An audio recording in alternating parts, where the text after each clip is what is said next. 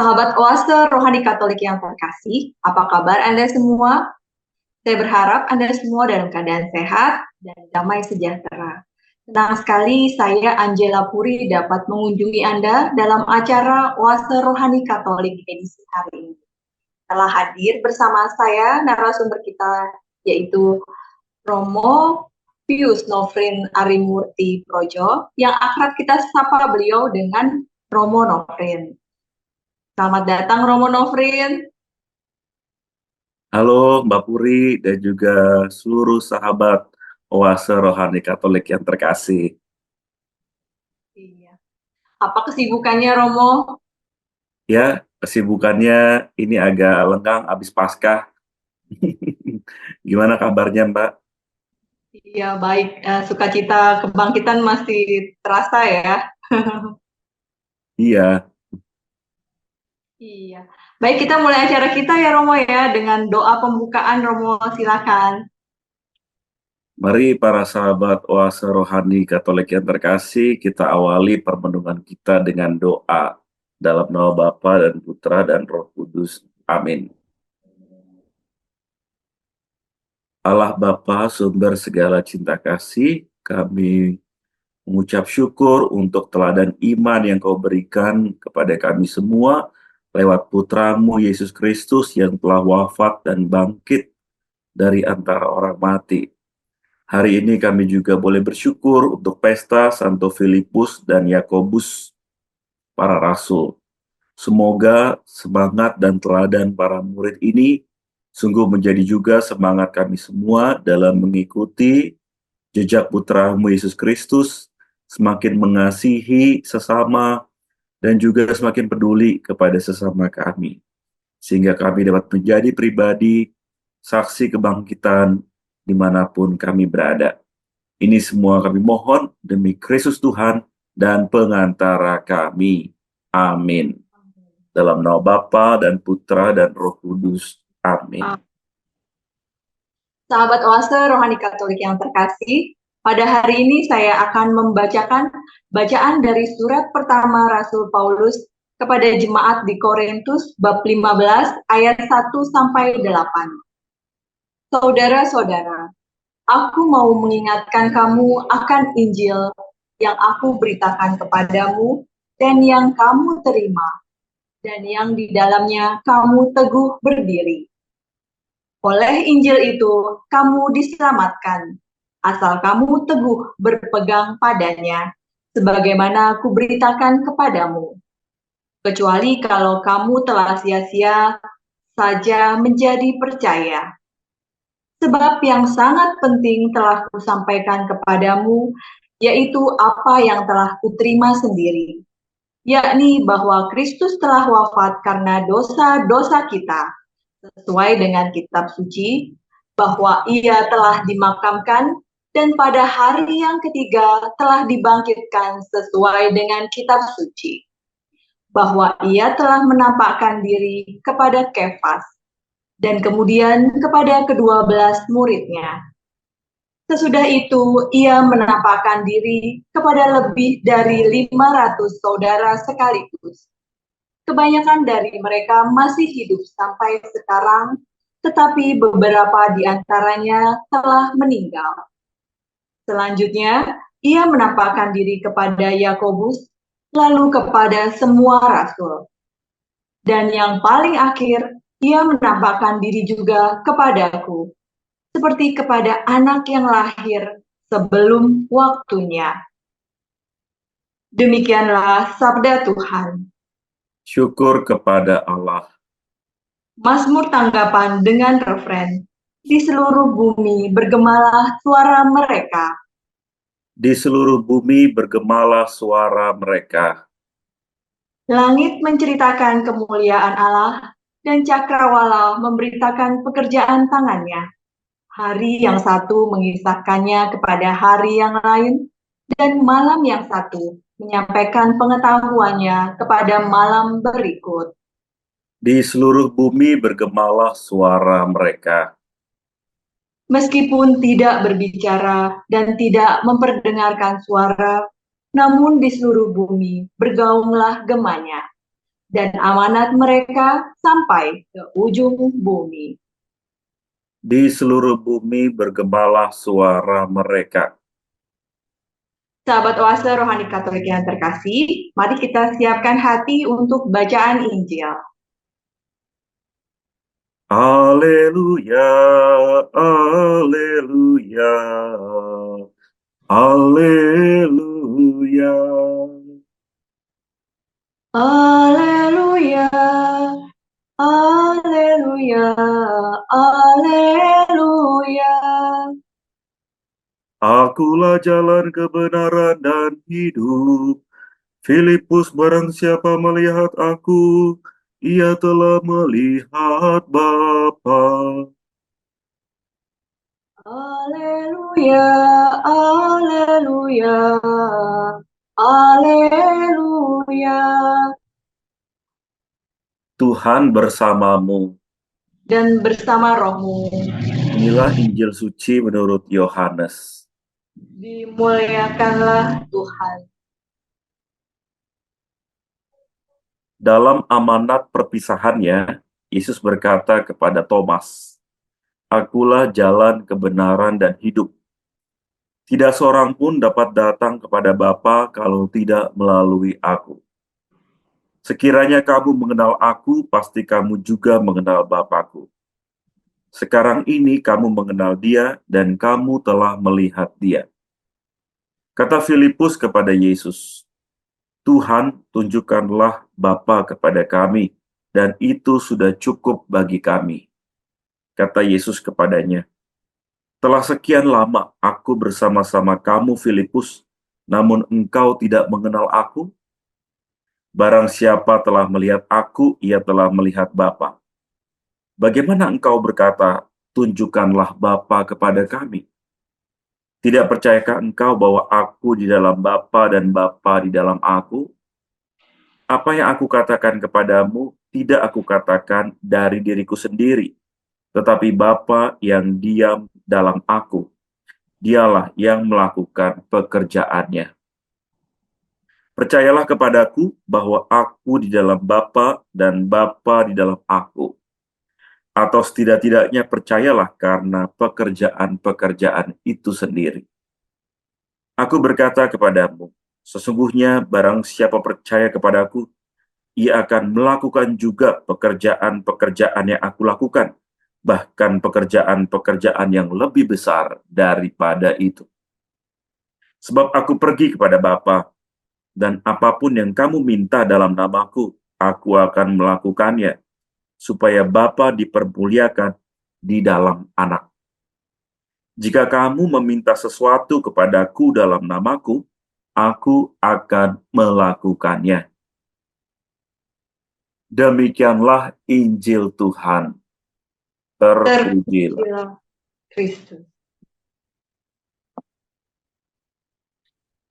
Sahabat Oase Rohani Katolik yang terkasih, mari kita dengarkan bersama permenungan yang akan disampaikan oleh Romo Nofrin. Ya, Romo Nofrin, pada kesempatan hari ini, permenungan apakah yang Romo ingin sampaikan? Baik, Mbak Puri dan juga para sahabat Oase Rohani Katolik yang terkasih, pertama-tama saya ingin mengucapkan selamat Paskah.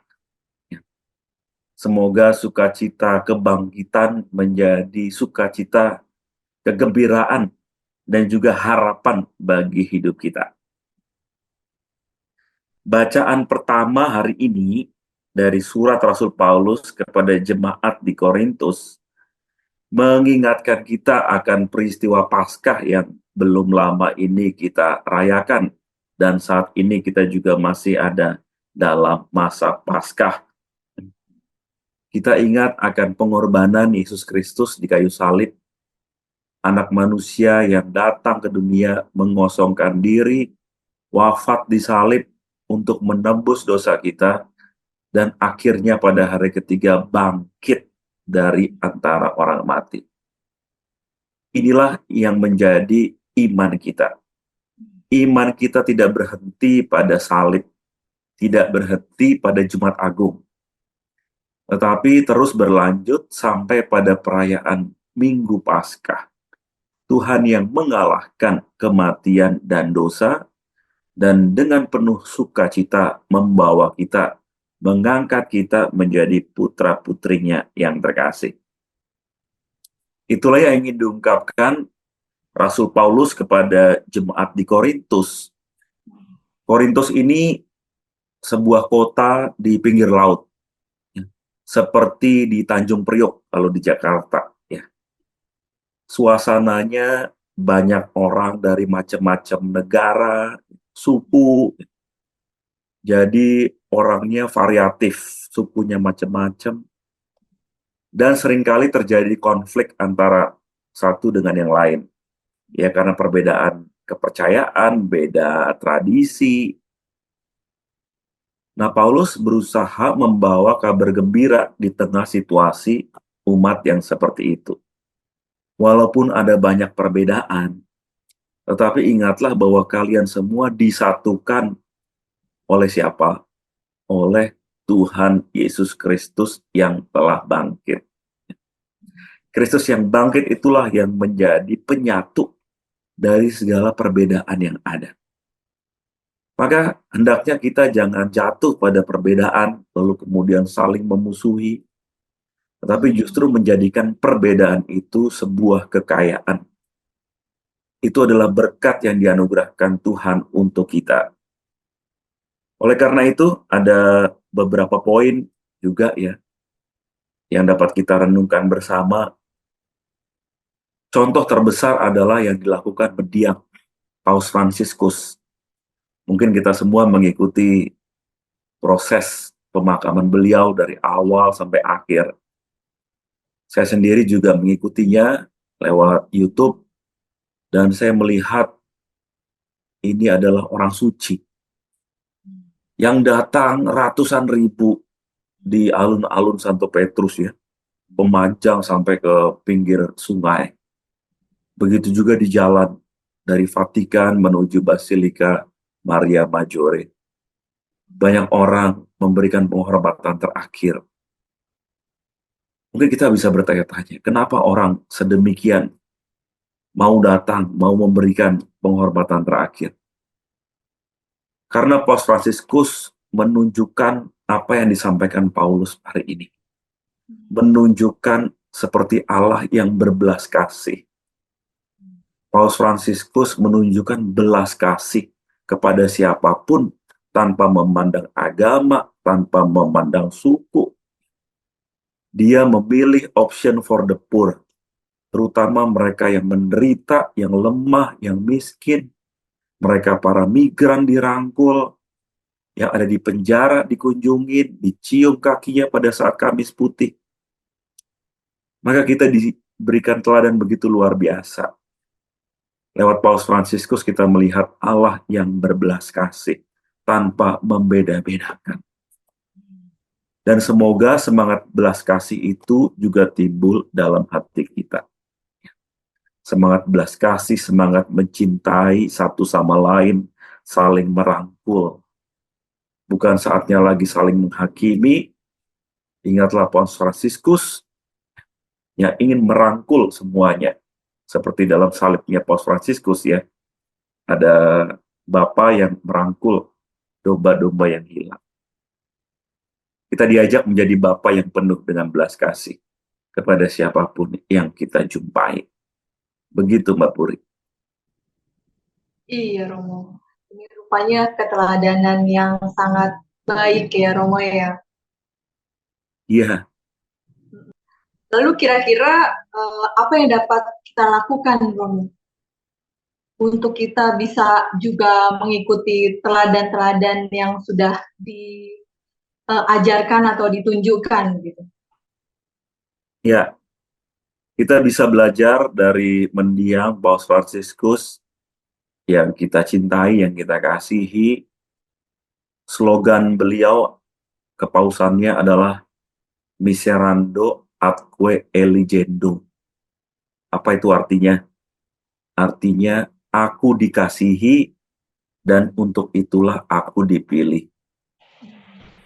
Moto ini dipilih oleh Paus karena dia mengalami pengalaman dikasihi oleh Allah. Dalam sebuah pengakuan dosa, dia merasakan betapa besar kerahiman Allah yang mengampuni dosanya. Dan untuk itulah dia memberikan dirinya. Akhirnya masuk ke seminari, jadi romo, jadi uskup, dan kemudian menjadi paus. Dan menjadi paus dengan teladan yang sangat luar biasa. Sederhanaan, teladan cinta kasih, mendukung mereka yang dalam perang. Dan bagi kita, ya tentunya ini teladan yang sungguh tinggi ya. Mungkin kita sampai ke situ berjuang setengah mati ya. Tapi paling enggak Paus Fransiskus memberikan contoh pada kita.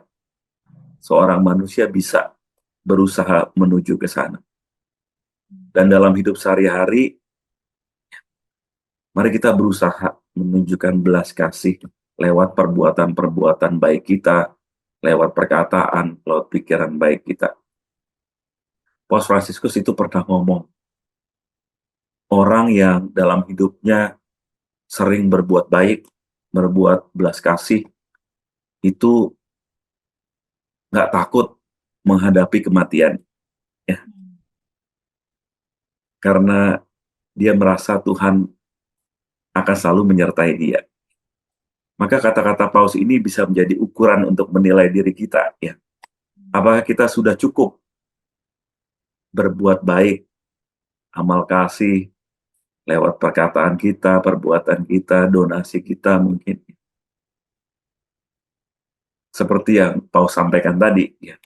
Kalau kita merasa masih punya banyak ketakutan, nah mungkin kita bisa bertanya pada diri kita, apakah saya perlu belajar untuk lebih berbelas kasih?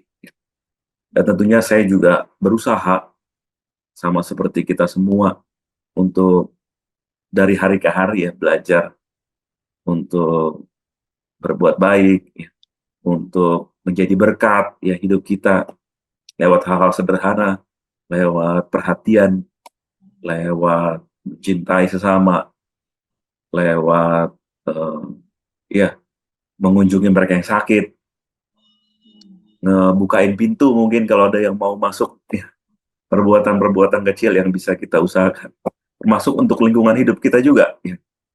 Mengurangi plastik, bawa botol minum, bawa tumbler sendiri.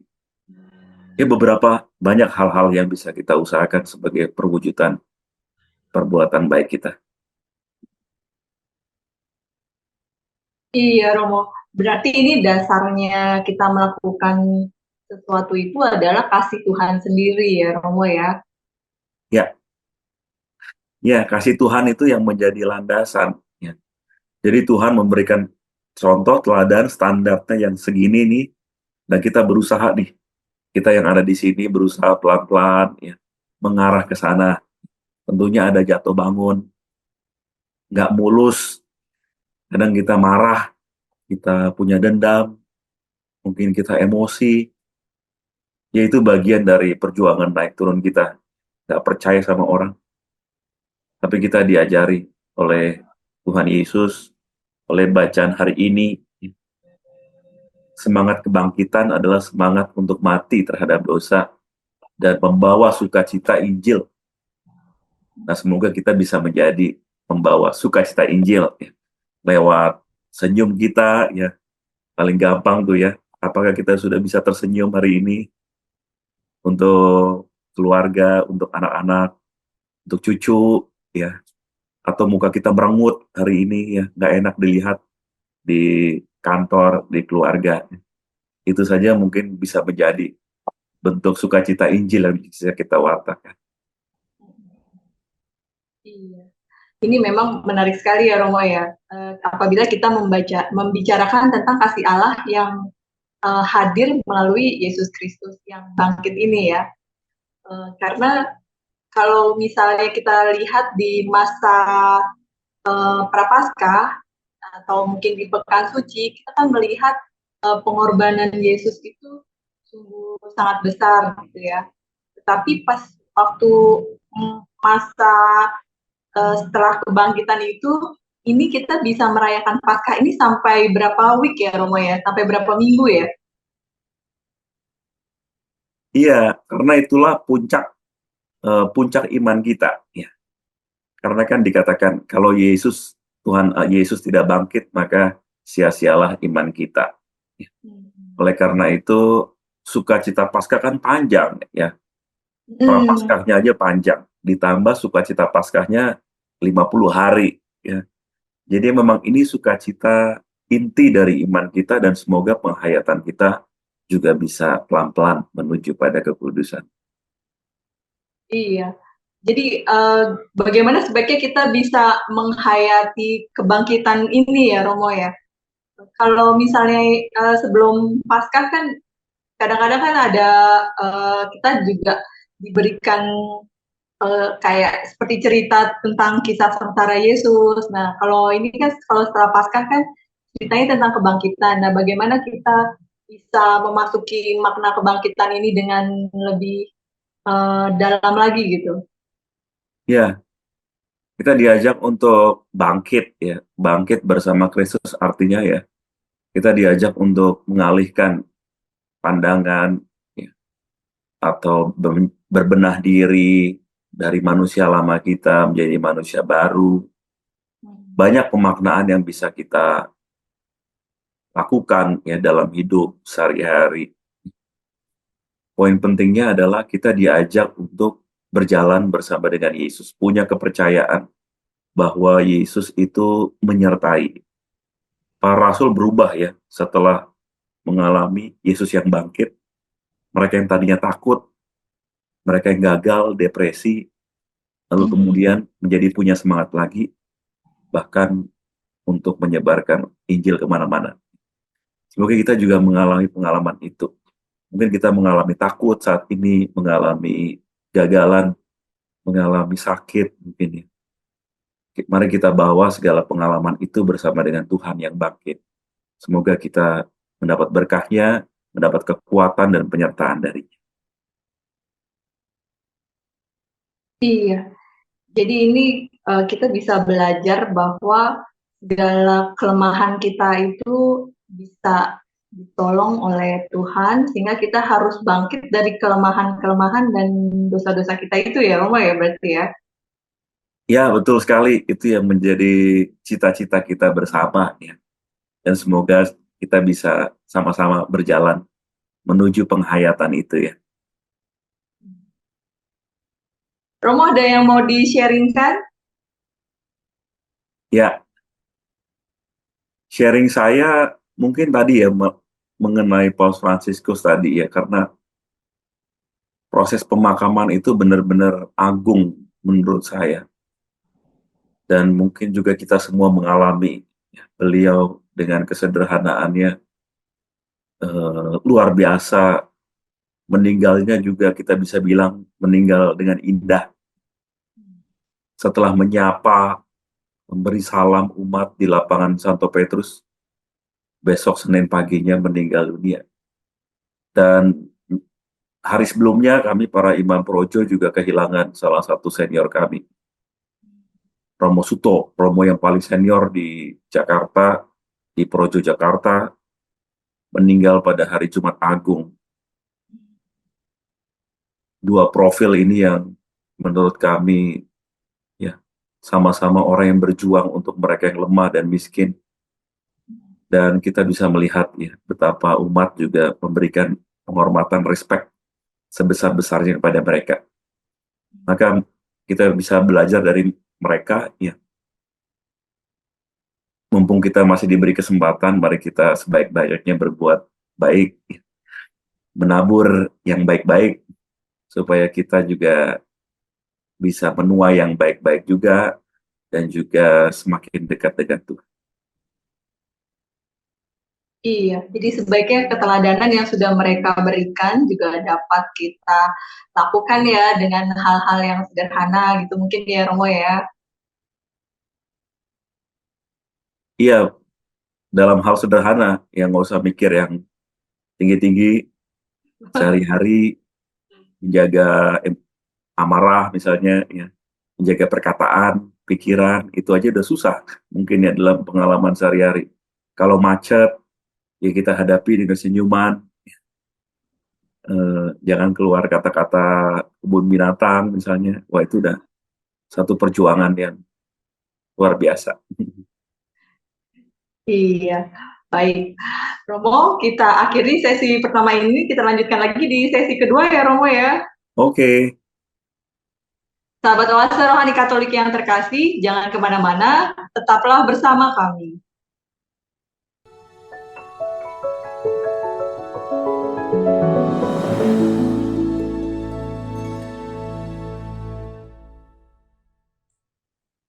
Sahabat Oase Rohani Katolik yang terkasih, terima kasih masih bersama kami di acara Oase Rohani Katolik edisi hari ini. Masih bersama dengan Romo Pius Nofrin Arimurti PR dan saya Angela Puri.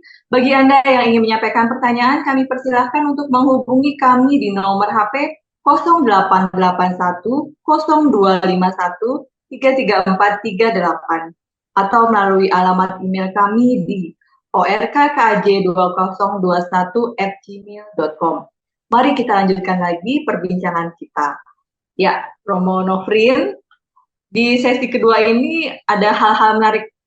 Apakah yang Romo ingin sampaikan? baik Mbak Puri dan juga para sahabat Oase Rohani Katolik semua yang terkasih. Bacaan Injil hari ini kita mendengarkan potongan kisah mengenai Santo Filipus ya yang kita rayakan hari ini, Santo Filipus dan Yakobus. Ternyata dalam kisah itu kita melihat bagaimana para murid, dalamnya ada Rasul Filipus yang jatuh bangun. Jatuh bangun untuk apa? Jatuh bangun untuk percaya kepada Tuhan Yesus. Mereka ini kan lingkar satunya Tuhan Yesus ya. Hari-harinya bersama Tuhan Yesus, ikut ke sana, ke sini, melihat Yesus menyembuhkan, melihat Yesus membuat mukjizat. Tapi ternyata bagi para rasul hal-hal itu juga tidak otomatis membuat mereka sampai pada pemahaman bahwa Yesus itu putra Allah. Oleh karena itu, Yesus memberikan sedikit teguran dalam hal ini kepada Filipus. Kamu udah lama ikut aku, udah lihat macam-macam, kok masih belum percaya? Kok masih bertanya seperti yang ditanyakan Filipus hari ini ya? Maka jawaban Tuhan Yesus jelas ya. Akulah jalan, kebenaran, dan hidup. Ini menjadi inti pewartaan Injil hari ini. Yesus mengajak Filipus dan juga mengajak kita semua untuk mengetahui kebenaran yang pasti kita berjuangkan, kebenaran yang pasti, yakni Yesus Kristus jalan kebenaran dan hidup. Nah, pengalaman jatuh bangun para rasul seperti yang dialami Filipus mungkin juga bisa menjadi pengalaman jatuh bangun kita dalam percaya pada penyelenggaraan Tuhan. Hari-hari ini mungkin kita bisa berkata sulit ya untuk percaya. Sulit untuk percaya pada orang. Karena orang gampang menipu, orang nanti bisa menghipnotis, ya.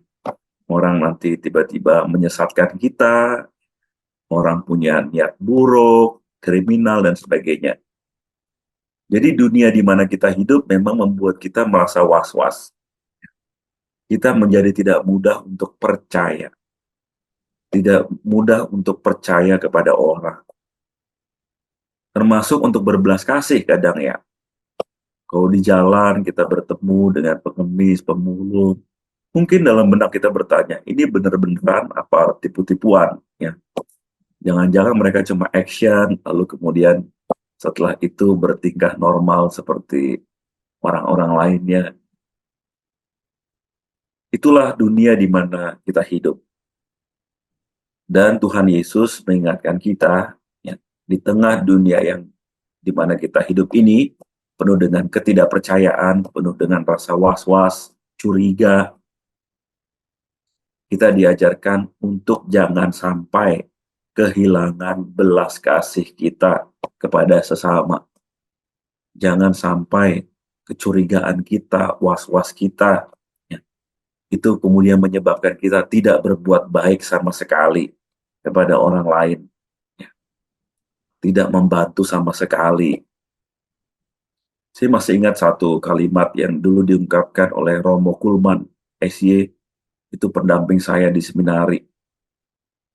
Dia itu setiap hari, hampir setiap hari, dikunjungi oleh orang yang minta-minta.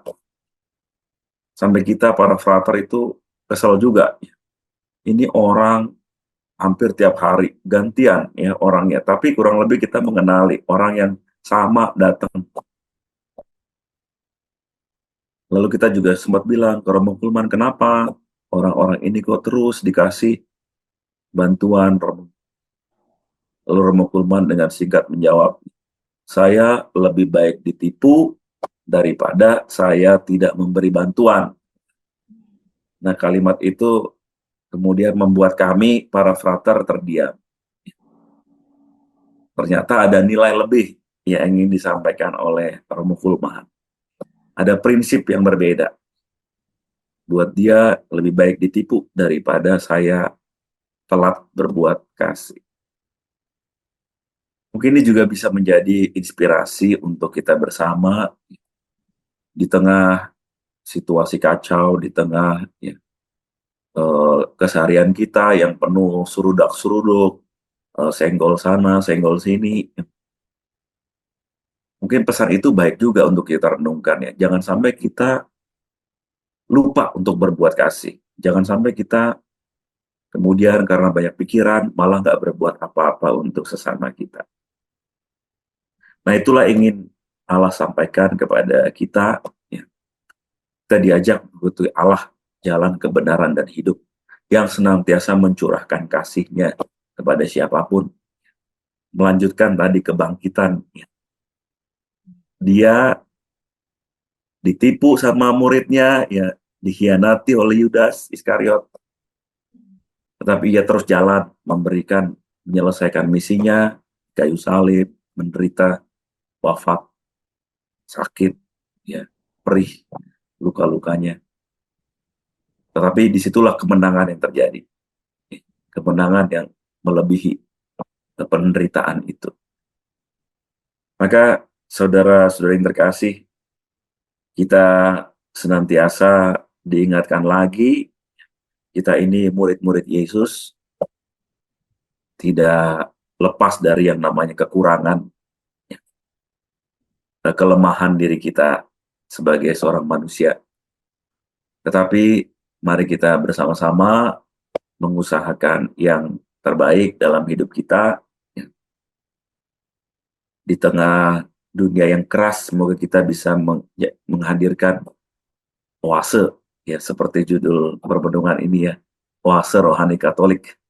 Semoga hidup kita menjadi oase, tempat orang minum, mendapatkan kesegaran dari apa yang kita lakukan, apa yang dapat kita berikan kepada sesama.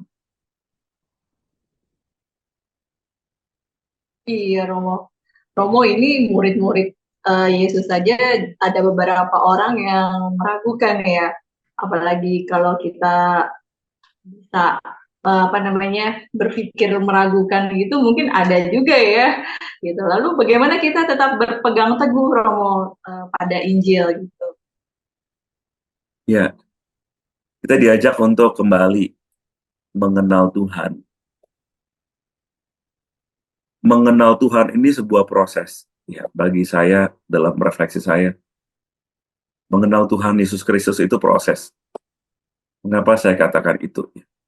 Ya, dalam kehidupan mungkin kita menghadapi situasi yang mungkin tidak terduga, tiba-tiba ada sakit, penyakit yang mesti kita derita, ada pengalaman kita mesti resign, ya, atau ada saudara-saudari kita yang di PHK. Ya. Nah, dalam momen-momen itu mungkin kita bisa bertanya, ya kenapa Tuhan ini terjadi pada saya? Nah, pertanyaan itu sah-sah aja. Pertanyaan itu malah justru membuat kita bisa semakin berelasi dengan Tuhan. Iman itu muncul dari kegelisahan-kegelisahan yang kita miliki, lewat pengalaman-pengalaman hidup itu.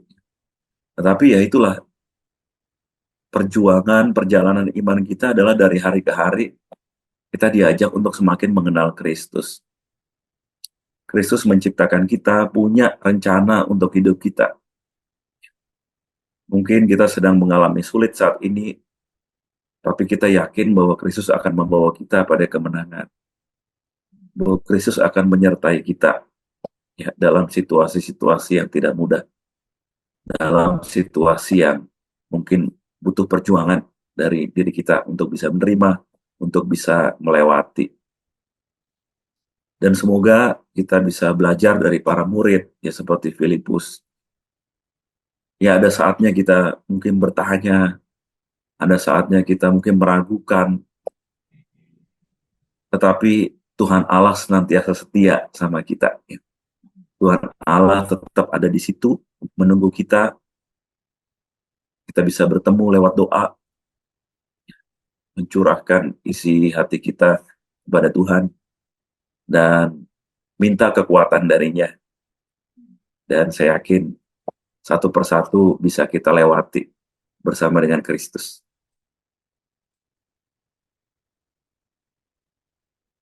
Iya, baik Romo. Romo, apakah ada ringkasan dari kedua bacaan ini? Ya, kalau bisa dibilang ringkasan ya, pada pesta Santo Filipus dan Yakobus Rasul, kita diingatkan akan tugas kita semua menjadi saksi kebangkitan. Apa artinya menjadi saksi kebangkitan?